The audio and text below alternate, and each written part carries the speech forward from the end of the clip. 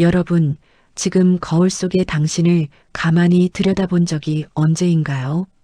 어느덧 눈가에 깊게 파인 주름과 희끗해진 머리칼을 보며 이런 생각을 하지는 않으셨습니까? 내가 지금까지 도대체 무엇을 위해 그토록 처절하게 달려왔나? 자식들 뒷바라지하고 직장에서 살아남으려 발버둥 치고 남들 눈치 보며 착한 사람 노릇하느라 정작 내 마음은 골마 터지는 줄도 모르고 사셨을 겁니다. 그런데 말입니다. 그렇게 모든 걸 쏟아부은 결과가 고작 공허함과 외로움뿐이라면 당신의 인생은 어디서부터 잘못된 걸까요? 오늘 제가 전해드릴 철학자들의 매서운 충고를 듣지 못하신다면 당신의 남은 30년은 그저 과거를 후회하며 버티는 지옥이 될지도 모릅니다. 40세가 넘어서도 인생의 주인이 내가 아닌 타인이었다면 이제는 멈춰야 합니다. 본격적인 이야기를 시작하기 전에 잠시 마음을 고르는 시간을 가졌으면 합니다. 오늘 이 영상이 고단했던 여러분의 삶에 작은 위로가 되고 다시 일어설 수 있는 단단한 힘이 된다면 구독과 좋아요로 따뜻한 마음을 나누어 주시면 감사하겠습니다. 여러분의 소중한 응원이 이 채널을 통해 지혜를 나누는 가장 큰 원동력이 됩니다. 첫 번째 테마는 나 자신을 찾는 용기와 선택에 관한 이야기입니다. 40이 넘으면 인생의 무게중심이 밖에서 안으로 옮겨와야 합니다. 제가 젊은 시절 사업에 실패하고 길거리에 나앉았을 때 저를 일으세운 건 타인의 위로가 아니라 바로 내 안의 작은 목소리였습니다. 먼저 프리드리히 니체의 말을 들어보세요. 자신을 사랑하는 법을 배우는 것이 세상에서 가장 고귀한 기술이다라는 격언입니다. 니체는 평생 고독과 질병 속에서 싸우며 초인이 되기를 갈망했습니다. 그는 우리가 남의 기준에 맞추느라 스스로를 학대하는 것을 가장 경계했죠. 여러분, 자식에게 헌신하는 것이 미덕이라 믿으셨겠지만 그 과정에서 당신의 영혼이 메말라 버렸다면 그것은 사랑이 아니라 희생의 탈을 쓴 방임일 수 있습니다. 이제는 남이 아닌 나를 위해 맛있는 한 끼를 대접하고 내가 정말 하고 싶었던 공부를 시작하는 용기를 내야 합니다. 소크라테스는 반성하지 않는 삶은 살 가치가 없다고 했습니다. 독배를 마시면서도 진리를 지켰던 그의 태도는 50이 넘은 우리에게 묻습니다. 당신은 관성대로 살고 있습니까? 아니면 깨어 있습니까? 어제와 똑같은 고민을 하며 오늘을 보낸다면 그것은 사는 게 아니라 그저 존재하는 것입니다. 과거의 실수를 자책하기보다 그 실수를 통해 내가 무엇을 배웠는지 들여다보는 시간이 필요합니다. 아리스토텔레스는 행복은 우리 자신에게 달려 있다고 말했습니다. 우리는 흔히 자식이 성공해야 혹은 노후 자금이 얼마 있어야 행복할 거라 믿지만 그는 행복을 외부의 조건이 아닌 탁월한 활동 그 자체라고 보았습니다. 저는 이 말을 듣고 무릎을 쳤습니다. 오늘 내가 정성껏 가꾼 화분 하나, 친구와 나눈 진심 어린 대화 한마디가 바로 행복의 실체였던 겁니다. 임마누엘 칸트는 할 일이 있고 사랑할 사람이 있고 희망할 것이 있다면 행복하다고 했습니다. 규칙적인 삶의 화신이었던 칸트처럼 우리도 노후의 일상을 단단한 루틴으로 채워야 합니다. 거창한 목표가 아니어도 좋습니다. 매일 아침 산책을 하고 가족에게 따뜻한 말을 건네고 내일 읽을 책을 기대하는 것만으로도 인생의 품격은 달라집니다. 장자는 내면의 평온이 가장 큰 승리라고 했습니다. 세상의 소란함에서 벗어나 자기만의 중심을 잡는 것, 그것이 50대 이후 가장 필요한 생존 전략입니다. 남들이 아파트 평수를 넓히든 외제차를 타든 내 마음이 호수처럼 잔잔하다면 그것이 진짜 성공한 인생입니다. 세네카는 인생은 짧은 것이 아니라 우리가 낭비하는 것이라고 경고했습니다. 로마의 정치가이자 철학자였던 그는 죽음 앞에서 의연했습니다. 우리는 흔히 나중에 돈 벌면 여행 가야지, 나중에 시간 나면 취미 생활 해야지라며 행복을 미룹니다. 하지만 그 나중은 영원히 오지 않을 수도 있습니다. 지금 이 순간 당신이 쥔 찻잔의 온기를 느끼는 것이 낭비하지 않는 삶의 시작입니다. 두 번째 테마는 흐르는 시간과 나이를 대하는 자세입니다. 나이 들면 쇠퇴가 아니라 완성의 과정입니다. 가을의 단풍이 봄꽃보다 아름다운 이유는 뜨거운 여름을 견뎌냈기 때문이죠. 공자는 50을 지천명이라 했습니다. 하늘의 뜻을 아는 나이라는 뜻이죠. 저는 이 말을 내 뜻대로 되지 않는 세상을 받아들이는 지혜라고 해석합니다. 젊을 때는 세상을 내 마음대로 바꾸려 애썼지만 이제는 세상의 흐름에 나를 맡기되 중심을 잃지 않는 법을 배워야 합니다.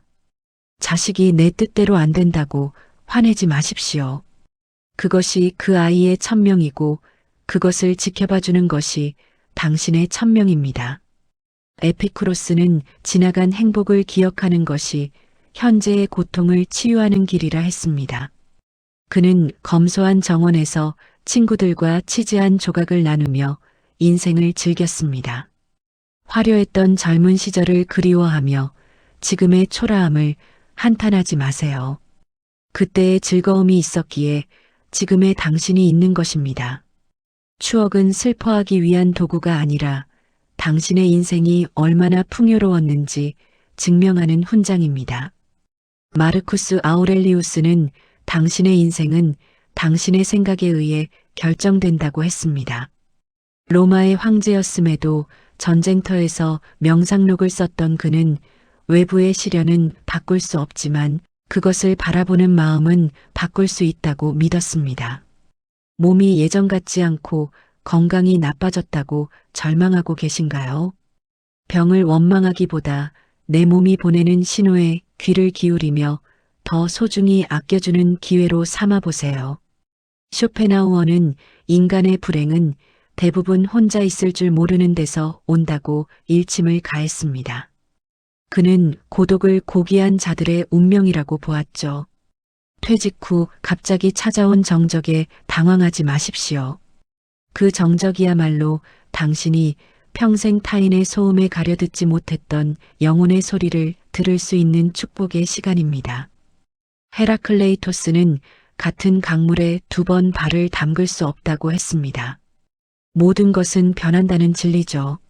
젊음도 권력도 슬픔도 다 흘러갑니다. 지금 겪고 있는 고통이 영원할 것 같아도 결국 지나갈 강물일 뿐입니다. 변화를 거부하기보다 그 흐름에 몸을 싣고 우아하게 나이 들어가는 법을 익혀야 합니다. 세 번째 테마는 관계와 고독에 대하여입니다. 40이 넘으면 관계에도 다이어트가 필요합니다. 모든 사람에게 좋은 사람이 되려다가는 정작 소중한 사람들을 잃게 됩니다. 스피노자는 내일 지구의 종말이 오더라도 나는 오늘 한 그루의 사과나무를 심겠다고 했습니다. 그의 사과나무는 타인의 평가와 상관없이 내가 옳다고 믿는 일을 묵묵히 해나가는 태도를 의미합니다.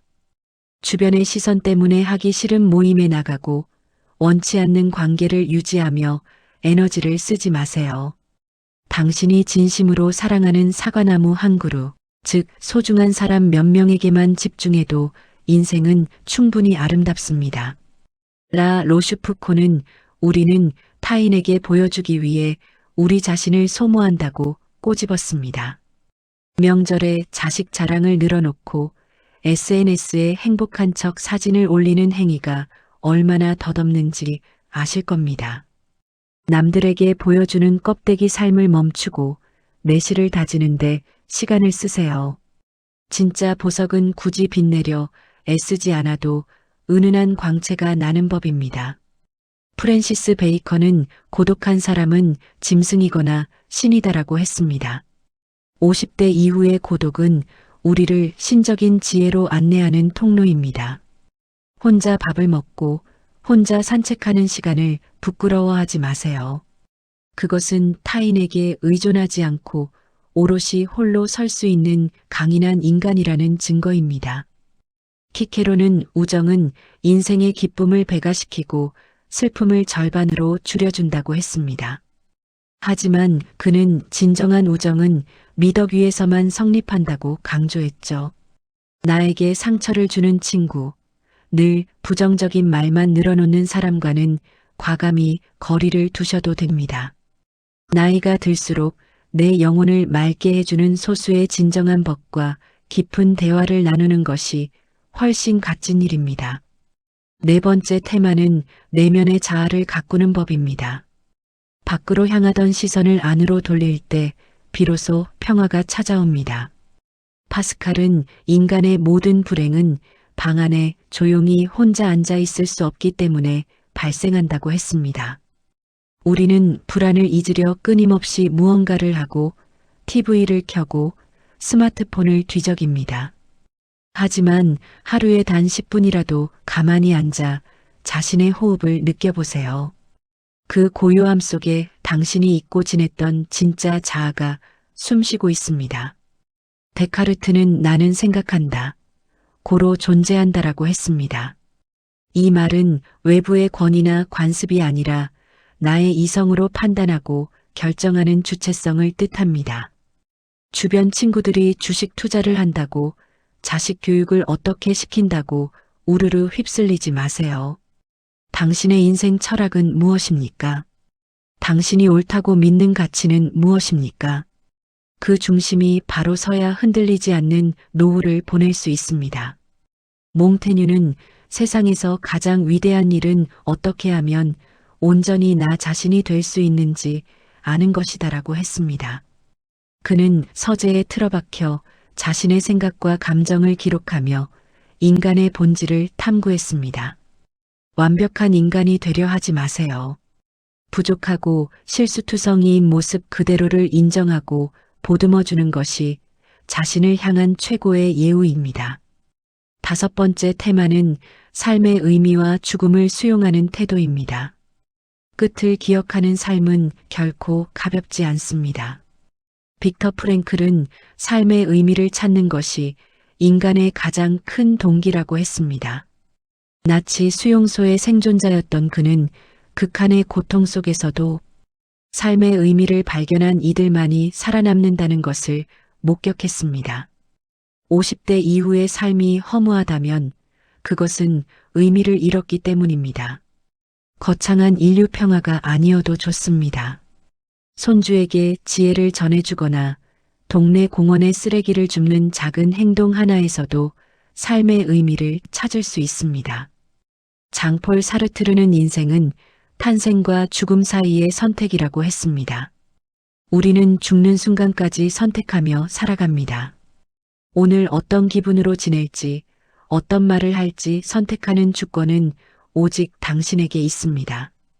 과거에 묶여 후회하며 살지, 미래를 걱정하며 불안해할지, 아니면 현재를 기쁘게 살지는 순전히 여러분의 몫입니다. 오늘 제가 준비한 50가지 지혜의 여정은 여기까지입니다. 긴 시간 함께 해주셔서 정말 감사합니다. 이 철학자들의 말이 때로는 매섭게, 때로는 따뜻하게 여러분의 가슴에 닿았기를 바랍니다. 중학교밖에 나오지 못한 제가 인생의 밑바닥에서 이 말들을 붙잡고 버텼던 것처럼 여러분도 오늘 이 영상 속의 문장 하나를 마음에 품고 내일의 태양을 맞이하셨으면 좋겠습니다. 여러분, 오늘 들으신 50가지 명언 중에 가장 마음을 울린 한 문장은 무엇이었나요? 혹은 지금 이 순간 당신을 버티게 하는 당신만의 인생 철학이 있다면 무엇인가요? 아래 댓글로 여러분의 소중한 사연과 생각을 나누어 주세요. 하나하나 소중히 읽으며 여러분의 삶을 진심으로 응원하겠습니다. 인생의 후반전은 점수로 매겨지는 경기가 아니라 당신이라는 작품을 완성해가는 과정입니다. 그동안 정말 고생 많으셨습니다. 이제는 조금 더 가벼운 마음으로 조금 더 당신 자신을 사랑하며 사시길 바랍니다. 당신의 남은 날들이 노을처럼 찬란하게 빛나길 기도하며 오늘 이야기를 마칩니다. 평안한 밤 되세요.